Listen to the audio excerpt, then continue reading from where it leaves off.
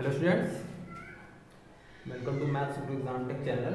और आज हम लोग लीनियर अलजेब्रा के कुछ महत्वपूर्ण क्वेश्चन देखेंगे जो यूपी जीआईसी 2015 में पूछे गए हैं। और आप मान के चलें लीनियर अलजेब्रा से 16 से 17 क्वेश्चन पूछे गए हैं इसमें 2015 वाले क्वेश्चन में। लीनियर अलजेब्रा कोई ज़्यादा टफ टॉपिक नहीं है, अगर आप अच्छी तरीके से इसको समझ लेते हैं तो तीन ही चीज़ें ज़्यादातर पूछी जाती हैं। एक तो डायमेंशन, एक नलिटी, एक रैंक।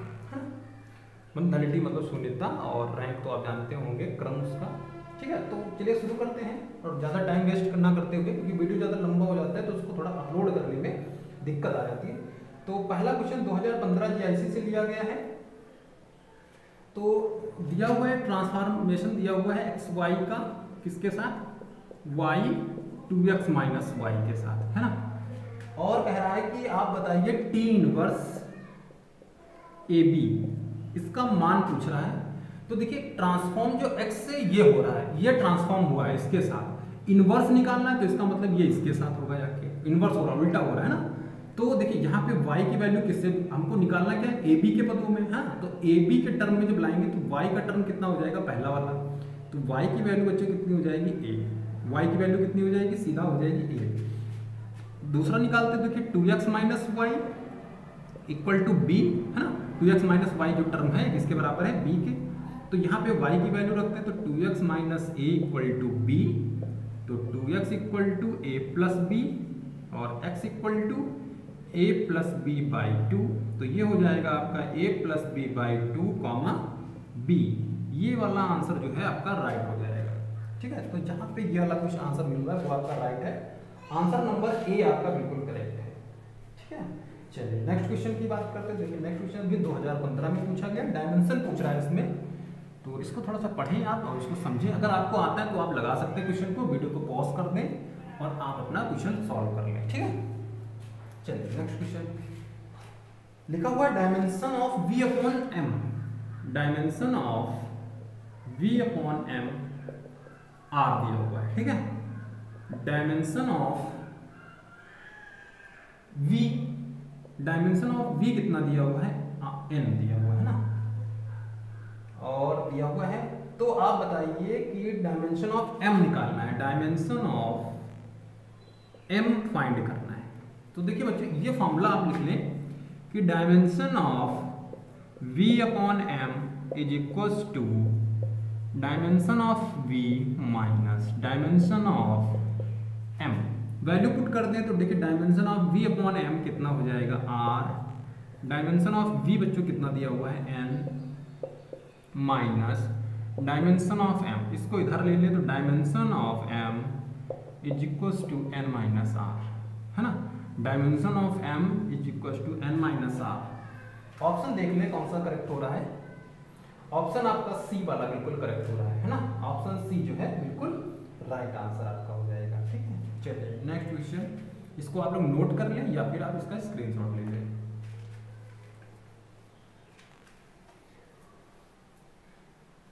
देखिए ये जो क्वेश्चन है काफी महत्वपूर्ण क्वेश्चन रहेंगे, क्योंकि इसी पे बेस्ड आते हैं और लगभग प्रीवियस ईयर से 5 क्वेश्चन तो रिपीट हो ही जाते हैं। तो आप उम्मीद लगा सकते हैं कि इसमें से अगर 4-5 क्वेश्चन भी आ जाते हैं तब भी आपके लिए काफी हेल्पफुल हो जाएगा और आपको फोकट के 5 नंबर मिल जाएंगे। ठीक है, अगले क्वेश्चन देखते हैं। लिखा है कि कोई भी ट्रांसफॉर्म है और आर क्यूब से आर क्यूब पे है, और जो रूपांतरण है वो किस टाइप से है? टी एक्स वाई जेड का x प्लस वाई और y प्लस जेड के साथ है ना। तो t की शून्यता यानी कि नलिटी निकालना है। ठीक है, नलिटी आपको t की फाइंड करना है, नलिटी ऑफ t ये फाइंड करना है। तो देखिए जो ट्रांसफॉर्म है ये कितना है? r क्यूब से है। ठीक है, तो यहाँ पे देखिए इसकी रैंक कितनी हो जाएगी? 3। इसकी रैंक कितनी है? 3। तो हम इसकी रैंक निकाल लें, है ना। और इसकी रैंक जब निकाल लेंगे तो ये माइनस कर दे तो हमारा आंसर फाइनल आ जाएगा। तो देखिए इसको निकालने के लिए क्या करें बच्चों? एक्स वाई, तो x यहाँ पे 1, y यहाँ पे 1, z कितना है? 0। यहाँ पे x कितना है? 0 और y कितना है? 1 और और जेड कितना है 1, ठीक है। और आप देखिए यहाँ पे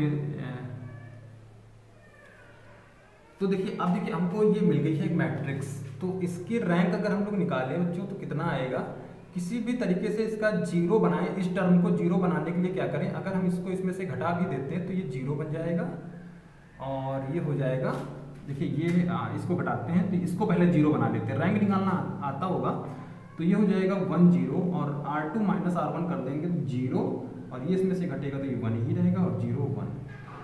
हाँ, फिर इसमें क्या करें, इसको माइनस कर देते हैं तो ये भी 0 हो जाएगा, तो कितना मिल जाएगा आपको 0 1 0 1 0 0, ठीक है।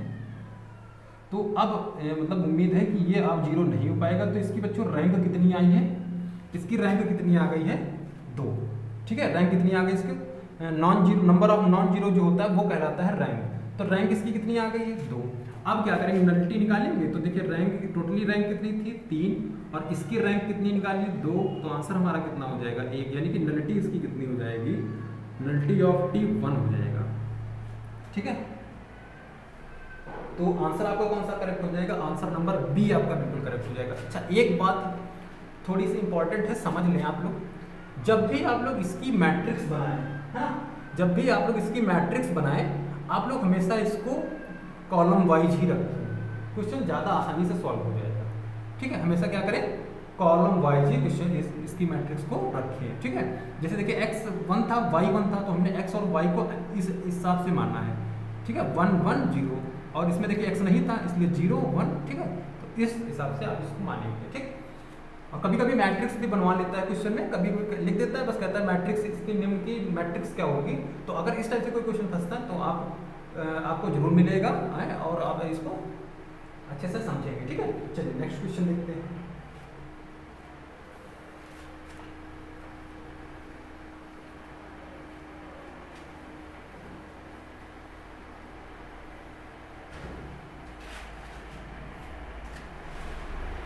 नेक्स्ट क्वेश्चन कह रहा है निम्नलिखित जो ट्रांसफॉर्मेशन दिए हुए हैं उसमें बताना है कि कौन सा रैखिक रूपांतरण नहीं है, ठीक। तो एक बात आप याद कर लें कि जितने भी ट्रांसफार्मर दिए हों, जितने भी दिए हों, उनको आप 0 0 के बराबर रखें, मान मूल बिंदु के बराबर रखें उसको। और अगर उनको 0 0 रखने पर उनकी वैल्यू 0 0 मिल गई, है ना, उनकी वैल्यू क्या मिल गई 0 0 मिल गई, तो पक्का समझ लीजिए कि वो ट्रांसफार्म है, वरना नहीं। ये ट्रिक है, काम करेगी, ठीक है। चलिए देखते कैसे। पहला वाला लिया हमने, तो ये पहला वाला जो ट्रांसफार्म दिया हुआ है t x1 y1 से x1 माइनस x2 0, ये पहला ट्रांसफार्म दिया है। तो इनको बच्चों 0 के बराबर रखेंगे तो x1 माइनस x2 बराबर, जब 0 रखेंगे तो x1 बराबर x2 हो जाएगा, है ना। यानी कि ये 0 नहीं हुआ भाई, ये 0 हुआ 0 नहीं हुआ। इसकी कुछ भी वैल्यू हो सकती है, बराबर हो सकती है, कोई भी वैल्यू हो सकती है।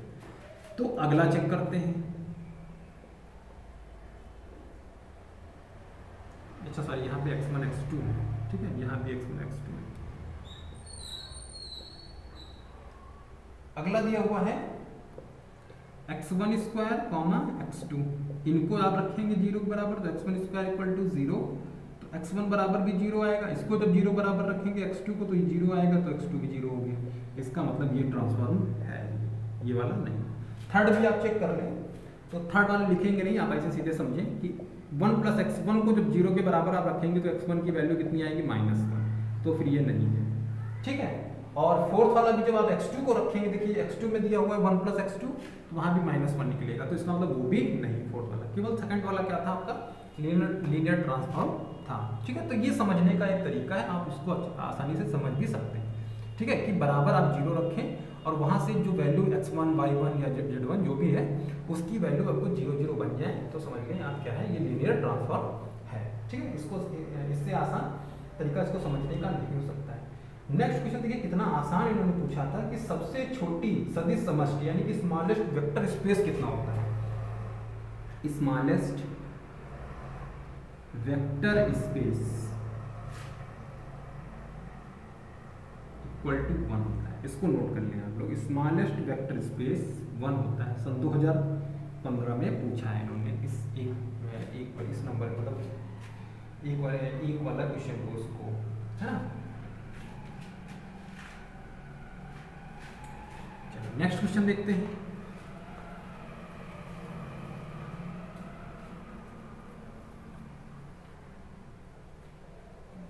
अगला क्वेश्चन कि if W1 and W2 are the shapes of finite dimensional vector space V, then dimension of W1 plus W2, ठीक है, dimension of W1 plus W2, तो फॉर्मूला लिख लें, dimension of W1 plus dimension of W2 minus dimension of W1 intersection W2, है ना। तो option D correct हो जाएगा आपका, ठीक है। ऑप्शन नंबर कौन सा, डी आपका राइट हो जाएगा। नेक्स्ट क्वेश्चन दिया हुआ है कि मान लीजिए कोई भी ट्रांसफॉर्म दिया हुआ है, इसको हटा देते हैं। क्या ट्रांसफॉर्म दिया है, T U2V, है ना, ये एक ट्रांसफॉर्म दिया है। और एक ऐसा शून्यत रैखिक रूपांतरण ज्ञात कीजिए, तो टी इनवर्स देखिए ये दिया हुआ है आपको T square minus T plus 1 equal to 0, तो आपको टी इनवर्स बताना है, ठीक। टी इनवर्स की वैल्यू बतानी है। देखिए इस क्वेश्चन को सॉल्व करने के लिए आप अगर इसको सॉल्व करने बैठ गए तो आपको लगभग 1 से 1.5 पेज सॉल्व हो जाएगा, तब ये इसका आंसर आएगा। लेकिन अगर इसको थोड़ा सा हम लोग सार्डिक मेथड में ले चले तो ये देखिए आसानी से लग जाएगा। क्या करें, आप टी इनवर्स बनाना है तो आपको इस 1 की जगह पे टी से डिवाइड करना पड़ेगा। भाई टी ऊपर जाएगा तभी तो टी इनवर्स बनेगा, तो हम क्या कर देते हैं, पूरे समीकरण में टी से डिवाइड कर दिया, ठीक। भाई 0 में भी कर देते तो कोई दिक्कत नहीं आएगी। तो यहाँ से देखिए ये कैंसिल, यहाँ से ये कैंसिल, यहाँ से ये क्या बन जाएगा, टी माइनस 1 और यहाँ बन जाएगा plus T inverse equal to 0। सबको उधर ट्रांसफर कर दो तो टी इनवर्स इक्वल टू कितना हो जाएगा, 1 माइनस टी, और 1 जो होता है ये क्या होता है, आइडेंटिटी होता है ना। तो आइडेंटिटी ऑफ वेक्टर स्पेस लगाएंगे, माइनस टी कर देंगे, तो जहाँ पे ये ऑप्शन मिल रहा हो वो आपका सही हो जाएगा। चेक कर लेते हैं, ठीक है, I B minus T, option B आपका करेक्ट हो जाएगा। देखिए कितनी आसानी से क्वेश्चन लग गया है ना, इसको ज़्यादा इसमें तूफान करने की जरूरत नहीं है, ठीक है, आसानी से लग जाएगा। अगला क्वेश्चन,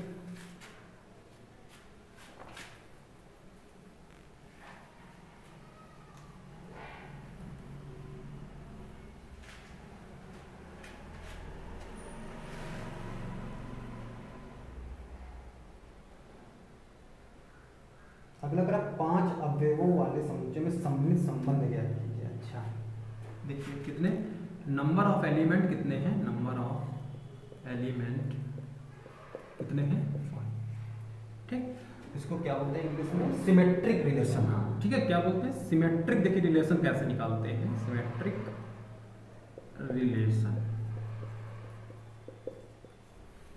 जब भी देखिए सिमेट्रिक रिलेशन निकालना हो आप समझ जाए 2 की पावर n प्लस 1/2 लगेगा फॉर्मूला, ठीक। और अगर बाइनरी सिमेट्रिक रिलेशन लगा होता तो केवल 2 की जगह पे n लग जाता, ठीक है। क्या लग जाता, n।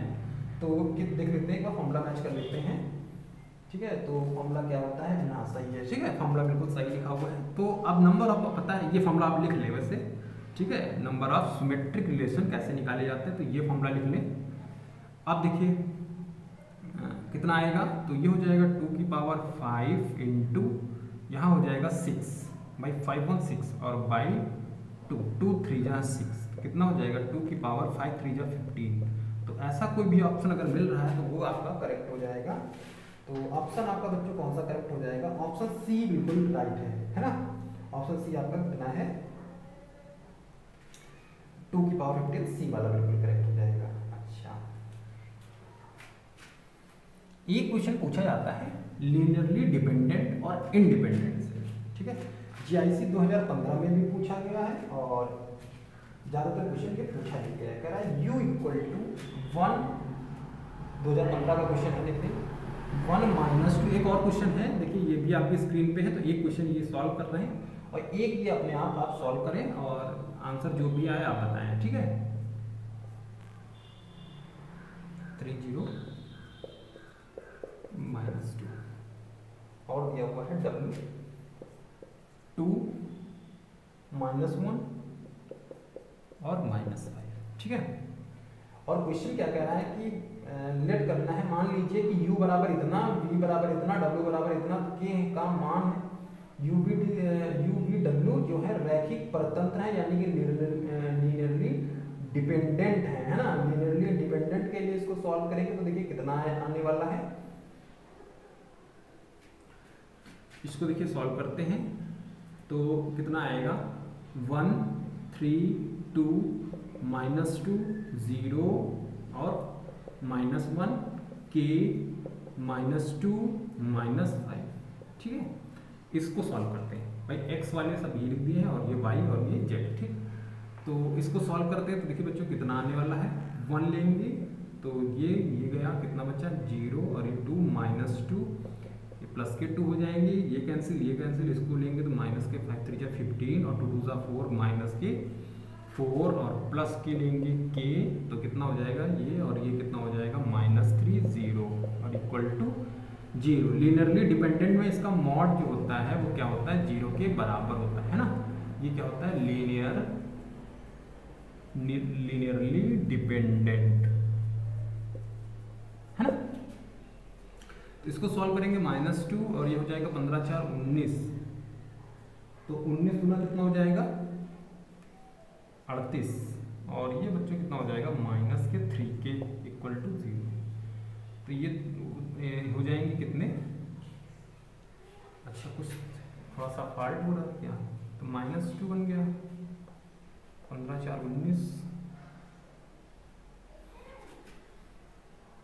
5 3 15 2 2 4 प्लस के 4 हो जाएंगे, सॉरी, ठीक है। क्योंकि देखिए भाई यहाँ बच्चों में माइनस का 2 4 बनेगा तो यहाँ प्लस का 4 हो जाएगा, तो ये कितने बचेंगे बच्चों -11 दूनी 22, माइनस के 22, आप इसको सॉल्व कर रहे हैं तो माइनस के 24 इक्वल टू 3 के 3 8 24, के की वैल्यू बच्चों कितनी हो जाएगी -8, के की वैल्यू कितनी हो जाएगी -8। ऑप्शन डी आपका बिल्कुल करेक्ट हो जाएगा, ऑप्शन डी जो है राइट आंसर है, ठीक है। चलिए नेक्स्ट क्वेश्चन की तरफ बढ़ते हैं और नेक्स्ट क्वेश्चन देखिए क्या है।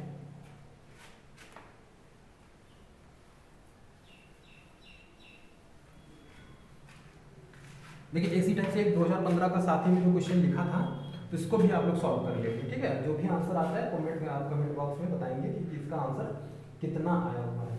अगला जो क्वेश्चन दिया हुआ है अच्छा क्वेश्चन है, ये देखिए किसी भी निर्देशांक के सापेक्ष इसमें वेक्टर स्पेस पूछा है इन्होंने, तो 1 1 2 1 1 2 3 -1 0 3 -1 0 2 0 -1 2 0 -1, ठीक है।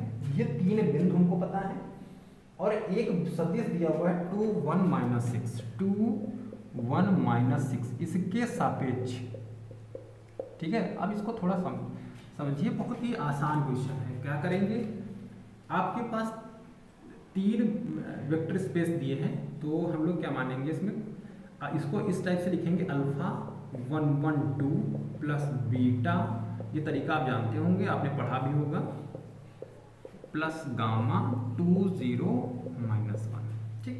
तो देखिए यहाँ से निकलेगा अल्फा, भाई गुणा करें अल्फा, यहाँ से कितना निकलेगा 3 बीटा और यहाँ से बच्चों कितना निकलेगा 2 गामा, तो ये किसके बराबर हो जाएगा 2 के, ठीक। फिर यहाँ से कितना निकलेगा अल्फा, बीटा कितना निकलेगा माइनस बीटा और गामा यहाँ से 0 हो जाएगा, है ना भाई, 0 में गामा करेंगे दूसरे नंबर वाला, वहाँ से कितना निकलेगा 1। फिर यहाँ से बच्चों कितना हो जाएगा 2 अल्फा, यहाँ बीटा 0 हो जाएगा, यहाँ से सीधे निकलेगा गामा इक्वल टू -6। ये 3 समीकरण हमारे पास हैं और 3 ही वेरिएबल हैं, तो इनको सॉल्व कर लें और आसानी से हम लोग इसका उत्तर प्राप्त कर लें, ठीक है। तो क्या करें, देखिए यहाँ पे अल्फा गामा में है क्वेश्चन, यहाँ पे बीटा में है, तो क्या करते हैं अल्फा गामा को सॉल्व करके इसको किस में चेंज कर लेते हैं, बीटा अल्फा और बीटा में चेंज कर लेते हैं इसको, है ना। तो इसके साथ क्या करें, इसमें 2 का गुणा कर दें, थर्ड वाले क्वेश्चन में क्या करें 2 का गुणा कर दें।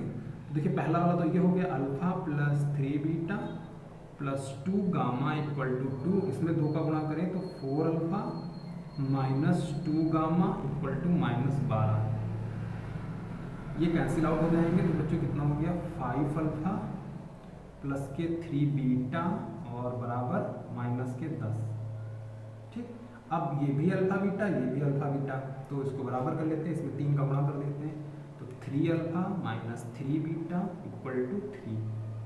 तो कितना हो जाएगा, ये कैंसिल, 8 अल्फा बराबर इधर बच्चों कितना बचा, माइनस के 7, तो अल्फा बराबर -7/8। तो इस टाइप का जो ऑप्शन है -7/8 वाला चेक कर लेते हैं, कौन सा, -7/8 -7/8 तो इस 3 में मिल रहा है, तो फिर क्या करें, बीटा भी निकालें, तो यहाँ भी रख देते हैं, तो अल्फा माइनस बीटा बराबर 1, अल्फा की वैल्यू यहाँ रख दी -7/8 माइनस बीटा इक्वल टू 1, तो बीटा को उधर ले लेते, तो -7/8 -1 बराबर बीटा -15/8।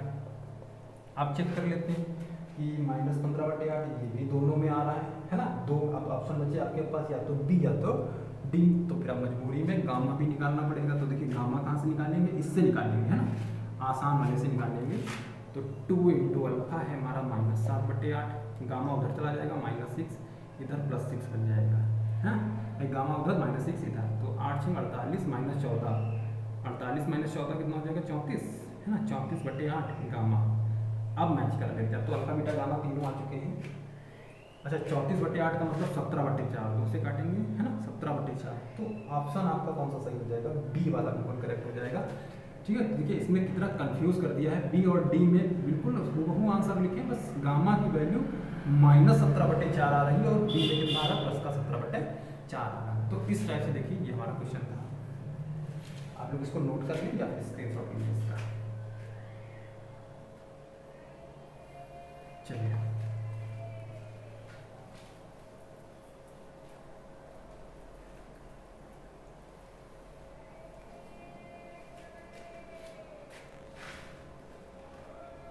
ठीक है, अगला क्वेश्चन दिया हुआ है कि the matrix of linear transform of T दिया हुआ है टी एक्स वाई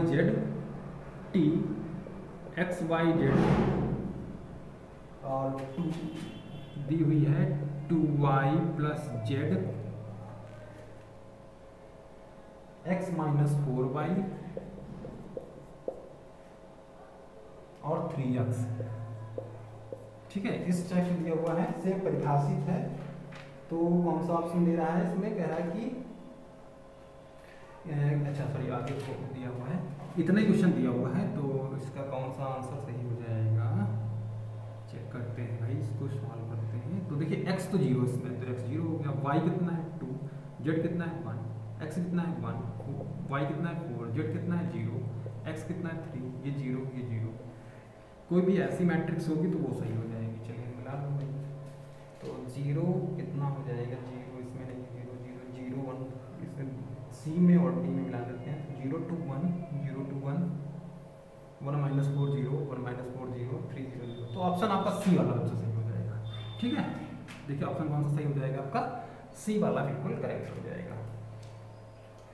चलिए अच्छा, नेक्स्ट क्वेश्चन देखिए, हमको लगता है सेम दिया हुआ है, x माइनस सॉरी नहीं दिया हुआ है, इसको चेक कर लगा लेते हैं। ठीक है, तो इसको नोट कर लें आप लोग, ये भी जैसे 2015 में पूछा गया है।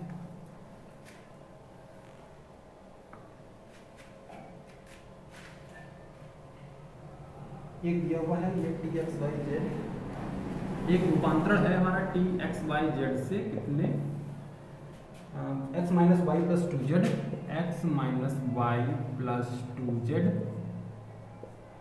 और 2x + y और -x - 2y -x - 2y और +2z। ठीक है, से परिभाषित है r3, यानी कि r3 पर लीनियर ट्रांसफॉर्म है, तो इसकी t की कोटि तथा शून्यता ज्ञात कीजिए, है ना। तो बच्चों देखिए, अब t की कोट निकालनी है और वो निकालना है इसकी शून्यता, तो इसको एक मैट्रिक्स में पहले सेट कर लेते हैं। तो 1 - 1 2 2 1 0 -1 -2 2। ठीक, अब इसकी निकालते हैं हम लोग रैंक, क्या निकालते हैं रैंक, तो पहला यहाँ पे करेंगे इसको 0, तो इसको 0 करने के लिए क्या करें बच्चों, r2 replace by r1 + r2, तो ये हो जाएगा 1 2 -1, इसको इसमें जोड़ें 0, इसको इसमें जोड़े कितना 3, इसको इसमें जोड़े कितना -3। ठीक है, एक ट्रांसफॉर्मेशन यहाँ भी लगा के इसको 0 कर लेते हैं। तो R3 is replace by R3 minus 2R1। यहाँ 2 का गुणा करके इसमें कर दिया 0, इसमें 2 का गुणा करके इसमें घटा दिया -4, इसमें 2 का गुणा किया तो -2, यहाँ +4 तो प्लस के 4। इसमें 3 का भाग कर देते हैं, यानी कि R2 इज डिवाइड बाई 3 और R3 इज डिवाइड बाई 4। तो बच्चों कितना हो जाएगा 1 2 -1 0 1 -1 0 -1 1। अब क्या करें R3 is replace by R2 plus R3 करते हैं। ठीक है, जब R3 करेंगे तो कितना बन जाएगा, तो बनेगा 1 2 -1 0 1 -1 0 0 0। ठीक है, कितनी बन गई 0 0 0। तो क्रम कितना आया इसका, कोटि बोलेंगे। ठीक है, कोटि कितनी आई, कोटि आई है 2। अब पूछ रहा है नलिटी, यानी कि नलिटी ऑफ टी निकालेंगे। तो हमने बताया था कि जो टोटली इसका डायमेंशन होता है 3 है, तो 3 - 2 कर देंगे तो 1 हो जाएगा। तो 2,1 वाला ऑप्शन जहाँ भी सही होगा वो आपका करेक्ट हो जाएगा। ऑप्शन 2,1, ऑप्शन सी आपका राइट हो जाएगा। ठीक है, ऑप्शन सी जो है बिल्कुल करेक्ट है, 2,1। तो उम्मीद है समझ में आ गया होगा। आपको क्या करेंगे, आप एक मैट्रिक्स में इसको रखेंगे, उसकी रैंक निकालेंगे, जो भी रैंक आई है उसको आप टोटली डायमेंशन में से माइनस कर दें तो नलिटी आ जाएगी। और नलिटी की जो ये मैट्रिक्स आई हुई है इसकी कोटि कितनी निकालेंगे, तो आप जितनी रैंक आएगी, नंबर ऑफ नॉन जीरो रो, वो बोला जाता है उसकी कोटि। ठीक है, और इसी टाइप से अब देखिए बच्चों जो क्वेश्चन है यूपी पीजीटी में, देखिए ये क्वेश्चन अगला जो क्वेश्चन दिया हुआ है यूपी पीजीटी में पूछा गया है, ये भी लीनियर अलजेब्रा से दिया गया है। इसमें भी ए का मान ज्ञात करना है, और यूपी जीआईसी का जो हम लोगों ने क्वेश्चन देखा था उसमें भी आपको ए का मान ज्ञात करना था।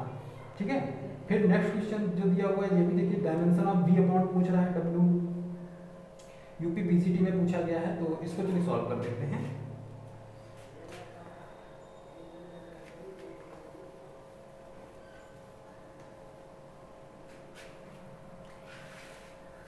वी दिया हुआ है R3, ठीक है, और W आपका दिया हुआ है A00। पूछ रहा है कि dimension of V upon W कितना आएगा। ठीक है, dimension of V upon W। ठीक, इसकी बीमा पूछ रहा है, मतलब इसका डायमेंशन पूछ रहा है। तो बच्चों जानते हैं इसको dimension of V minus dimension of W लिख सकते हैं, है ना। इसको यही तो लिख सकते हैं, dimension of V minus dimension of W, है ना, डायमेंशन ऑफ W।